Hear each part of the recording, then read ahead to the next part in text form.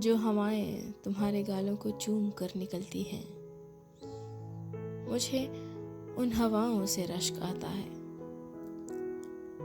चाय की वो प्याली जिसे तुम्हारे होंठ चूमते हैं, मुझे उस चाय की प्याली से रश्क आता है। वो रास्ते जहाँ तुम्हारे कदम पड़ते हैं, उन रास्तों से रश्क आता है। ये जो दूर रहने वाले हैं, कोई उन्हें जाके कहे कि आप दूर रहते ज़रूर हैं, लेकिन आप दिल के सबसे ज़्यादा करीब हैं।